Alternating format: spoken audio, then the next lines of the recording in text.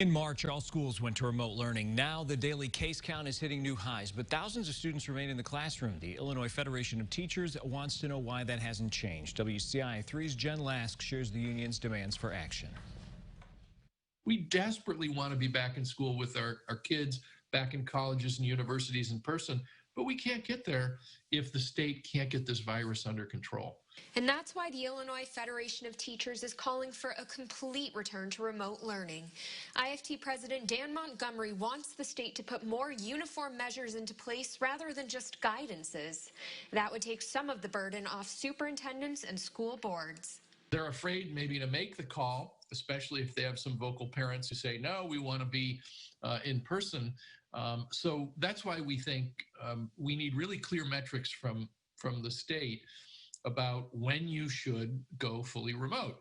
When asked about IFT's demands, Governor Pritzker said the state was not ordering all remote learning right now. What we've made sure is to set parameters that are safe for schools. We need schools to follow those parameters. Most are. Roughly 2/3 of students in the state are doing distance learning now. But for those whose schools have gone from remote to hybrid and back to remote, like Champaign's elementary schools, Montgomery says it's a lot to handle. It's very helpful as a teacher to have certainty, right? If you're preparing for an online lesson versus an in-person lesson, it's very different.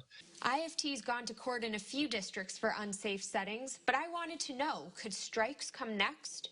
We've said all along, we'll do everything, and our locals do everything they can to protect their communities, their students, and their members.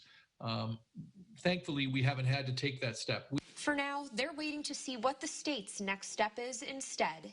In Champaign, Jen Lask, WCIA3, your local news leader. IFT is developing a crowdsourced COVID tracking site for its teachers to fill out when cases happen in their district. They hope to roll that out in December.